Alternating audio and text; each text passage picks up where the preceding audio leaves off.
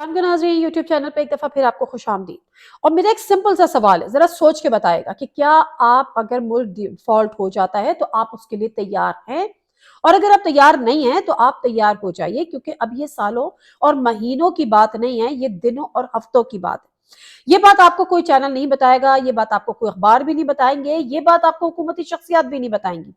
लेकिन अगर आप इंटरनेशनल मीडिया को कवर करते हैं और अगर आप इंटरनेशनल मीडिया का मुताला करते हैं, तो फिर आज एक टेलीग्राफ की स्टोरी है जो कि पब्लिश हुई है, मैंने उसको आज ट्वीट भी किया, उसमें आप जरा देख लीजिए। उसमें लिखा हुआ है कि पाकिस्तान इंतहाई किनारे पे आके खड़ा हो गया है डिफॉल्ट होने की। और फिर पाकिस्तान की सूरत हाल का उन्होंने मौजना किया है श्रीलंका के साथ कि किस तरह से श्रीलंका में पेट्रोल की शॉर्टेज हुई, किस तरह से श्रीलंका में, हाँ, जो एक फर्क उन्होंने बताया है, वाहिद फर्क श्रीलंका और पाकिस्तान के हालात का, वो है कि पाकिस्तान एक न्यूक्लियर स्टेट है।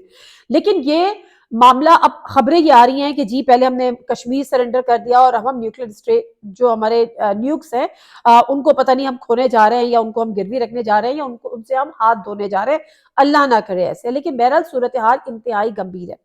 दूसरी तरफ मैं आपको बताऊंगी कि क्यों मैं ये बात कर रही हूँ कि आप तैयार हो जाएं और हमारे हुक्मरान तैयार हो जाए। आप यकीन करें कि वो वक्त दूर नहीं है कि जब वो जो बड़ी बड़ी सायरन बजाती हुई और जो बड़ी बड़ी प्रोटोकॉल के साथ और उनके पीछे ब्लैक वीगो गाड़ियां गुजर रही होती है ना, वक्त दूर नहीं है कि अब आप उनके आगे, छोड़े जी टैंकों के आगे, उनके आगे अवाम लेट जाएंगे, उनसे कहेंगे कि आप होते कौन है कि आप हमारे टैक्स से पैसे से आप इतनी अय्याशियां करें, आप इतनी बड़ी बड़ी गाड़ियां लेके घूम रहे हैं, आपको पता है कि पेट्रोल का रेट क्या है और आपको पता है कि पेट्रोल मिल नहीं रहा, आप कैसे ये गाड़ियां अफोर्ड कर सकते हैं?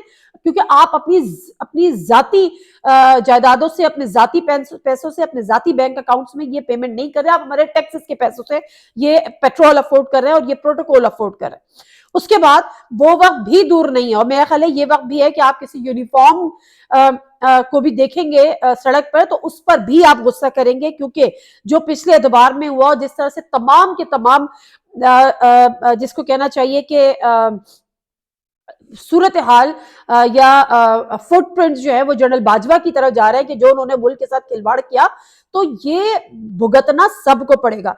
ऐसी तमाम चीजों में जब मैं कह रही हूँ ना डिफॉल्ट के लिए तैयार हो जाए, मैं आपको बताऊंगी क्यों तैयार हो जाए। एक तरफ खबर ये लगती है, हेडलाइंस लगती हैं कि जो ये हुकूमत है ये 170 अरब का नए मिनी बजट लाने की तैयारी कर रही है और एक ऑर्डिनेंस ला दिया जाएगा और अवाम के सर पे थोप दिया जाएगा, क्योंकि IMF वाले हमें पैसे देने के लिए तैयार नहीं है। दूसरी चीज, बिजली की कीमतों में कल इजाफा कर दिया, हेडलाइन थी।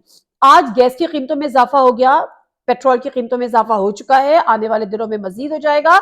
ये जो सूरत हाल रहेगी, जो कंटेनर्स हैं, अच्छा चलिए छोड़ देना, मैं इसकी डिटेल्स आपको बाद में बताऊंगी। एक वो खबर मैं आपको बताती हूँ जिसके बाद मैं आपको एक शेयर भी सुनाऊंगी। वो खबर क्या है, वो डिटेल है, तो मैंने जरा लिख के रखी है। जाती उमरा जो वजीर आजम शहबाज शरीफ साहब की जाती रिहाइश गाह है, उसकी सिक्योरिटी बढ़ा दी है। और किस चीज से डर है वजीर आजम साहब आपको, शहबाज शरीफ साहब को किस चीज से डर है? क्या वो अवाम के गमो गुस्से से डर रहे हैं? सिक्योरिटी बढ़ाई है, अफसरान एहलकार की 123 अफसरान एहलकार वहां पे बढ़ा दिए। हंगामी हालात से निपटने के लिए एलीट की पेट्रोलिंग के लिए 4 गाड़ियों समेत, ठीक है, 4 गाड़ियों समेत 76 सिक्योर अफराद यानी जवान सिक्योरिटी पर मामूर होंगे।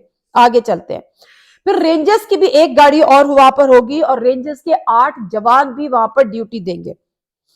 इससे पहले पंजाब पुलिस की जानिब से 60 मुलाजमीन जो कि सिक्योरिटी ड्यूटी पर जो है वो वहां पर उनकी डिप्लॉयमेंट हुई है। तो मुझे कोई समझाए कि शहबाज शरीफ साहब को किस चीज से खतरा है और या किस से खतरा है? आपको अवाम के अलावा तो आपको किसी से खतरा नहीं है, क्योंकि आपकी माजरत के साथ कोई ऐसी हैसियत ही नहीं है। आप बैरून मुल्क आप जाते हैं तो आपको स्नैप किया जाता है, टर्की आप जाने की कोशिश करते हैं तो टर्की आपको बुलाता नहीं है। अब आपको इस मुल्क में रहते हुए अवाम के अलावा किसी से खतरा नहीं है और डरे, और क्या ये जो सिक्योरिटी पे मामूर कर रहे हैं ये अवाम नहीं है? इस वक्त जो आने वाले हालात है, तो शर्म की बात है जब ये कहा जाता है जी मैं बहुत दुखी हूं, जी हमें बड़ा दुख है, जी हमें बड़ा एहसास है, जी हमारे दिल में बड़ा गम है। तो शेर वो ये है कि कुर्सी है तुम्हारी जनाजा तो नहीं है, कुर्सी है तुम्हारी जनाजा तो नहीं है, कुछ कर नहीं सकते तो उतर क्यों नहीं जाते? یہ ایک سمپل سا سوال ہے. اگر آپ نہیں کر سکتے، اگر آپ عوام کا بھلا نہیں کر سکتے، اگر آپ عوام کو ریلیف نہیں دے سکتے جن وعدوں کے ساتھ آپ آئے تھے، یا تو پھر آپ وہ وعدے ہی نہیں کرتے، تو اس وقت آپ کی جو یہ دکھ اور تکلیف اور یہ جو دل پکڑ کے بیٹھتے ہیں نا اور پھر بتاتے ہیں کہ جی وہ پیٹرول میں 7 روپے بڑھے تھے تو میاں صاحب جو ہے وہ میٹنگ چھوڑ کے چلے گئے، اس کے بعد پیٹرول میں 35 روپے بڑھ گئے، میاں صاحب نہ ہلے نہ جلے، نہ کوئی خبر آئی نہ کچھ ہوا. مریم صاحبہ جو ہے وہ ورکرز کنونشن سے خطاب کر رہی ہیں، وہ کہتی ہیں کہ جی اتنے سارے لوگ آ گئے، ایسا لگتا ہے آٹا مفت مل رہا. آپ عوام کے زخموں پہ نمک چھڑک رہی ہیں. آپ کو پتہ ہے کہ عوام کی اس صورتحال کیا ہے؟ سب سے زیادہ جو متاثر ہونے جا رہا ہے وہ مڈل کلاس ہونے جا رہی ہے، جو سیلری کلاس ہے وہ سب سے زیادہ متاثر ہونے جا رہی ہے.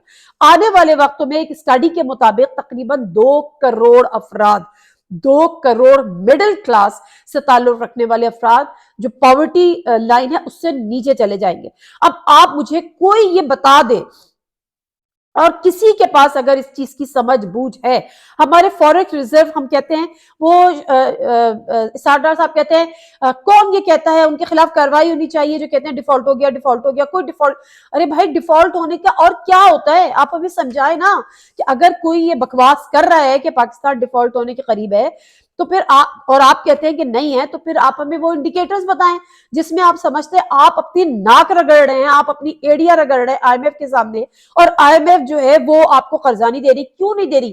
آپ کو پتہ ہے میں آج عوام جو مڈل کلاس ہے یا جو ہماری عوام ہے میں اس سے مخاطب ہوں، کیوں نہیں دے رہی؟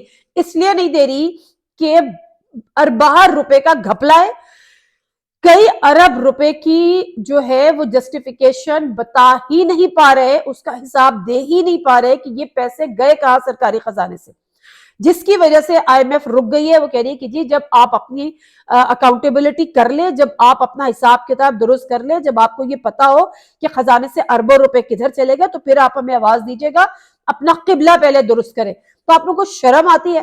اس میں پس کون رہا ہے؟ اس میں پس رہی ہے وہ غریب عوام. اب میں آپ کو بتاتی ہوں کہ جب میں یہ بار بار کہہ رہی ہوں نا کہ ہم ڈیفالٹ ہونے کے قریب ہیں، اور ٹیلی گراف کی خبر، ٹیلی گراف نے بڑا کیٹیگوریکلی کہا ہے کہ پاکستان میں اس وقت جو ہے وہ صورتحال انتہائی گمبھیر ہو چکی ہے. پاکستان میں جو سیلری کلاس ہے اس کا گزارا انتہائی مشکل ہو چکا ہے. اچھا اب جو 2-3 چیزیں نا وہ مجھے آپ کے ساتھ شیئر کرنی ہے، وہ یہ کہ جب میں یہ کہہ رہی ہوں اچھا غریب کیا کھاتا ہے؟ غریب گوشت کھاتا ہے؟ غریب گوشت نہیں کھاتا. اس کے اگر کوئی عید ہوتی ہے نا، کوئی بہت بڑا پروگرام ہوتا ہے، کوئی بڑا مہمانداری ہوتی ہے، تو میکسیمم وہ مرغی منگا لیتا ہے. مرغی آپ کو پتہ ہے 700 750 800 روپے کلو ہو گئی ہے، اور یہ آنے والے وقتوں میں مزید بڑھے گی. ایک وقت میں 800 روپے کلو مرغی کو لے کے کھا سکے گا آنے والے وقت میں؟ چھوڑ دیجئے مرغی، امیروں کے چوچلے ہیں، ٹھیک ہے، دالیں تو کھائیں گے. دالوں کے ریٹ کنٹینرز بھی وہاں پر 5000 سے زائد کنٹینرز جو ہے وہ ہمارے ایک تو پورٹس میں ہیں، کیونکہ دالیں ہم امپورٹ کرتے ہیں. اچھا ہم ایگریکلچر زرعی ملک ہے لیکن ہم دالیں بھی امپورٹ کرتے ہیں، تو ہمیں آنے والے دنوں میں دالیں نہیں ملیں گی، غریب کی پہنچ سے دالیں بھی دور ہو جائیں گی. تو میں آپ کو تیار اس لیے کر رہی ہوں کہ اس کا بھی کوئی آلٹرنیٹ ڈھونڈ لیجئے کہ آپ چٹنی بنانا سیکھ لیجئے، کوئی ایسی چیزیں سیکھ لیجئے جس سے آپ روٹی کھائیے. اس کے بعد یہ جو آپ کوکنگ کرتے ہیں نا، یہ جو پام آئل جو آپ کا سارا آتا ہے یہ بھی سارے کے سارا امپورٹ ہوتا ہے. آنے والے وقتوں میں آپ کو شاید کوکنگ آئل بھی نہ ملے کیونکہ اس کی ایل سیز نہیں کھلیں گی، آپ کے پاس ڈالرز نہیں ہیں، آپ کو دالیں نہیں ملیں گی، آپ کو کوکنگ آئل نہیں ملے گا. ہمارے سب سے بڑا ایک تکلیف ہو جائے، اچھا امپورٹڈ آئٹمس نہیں ملیں گے.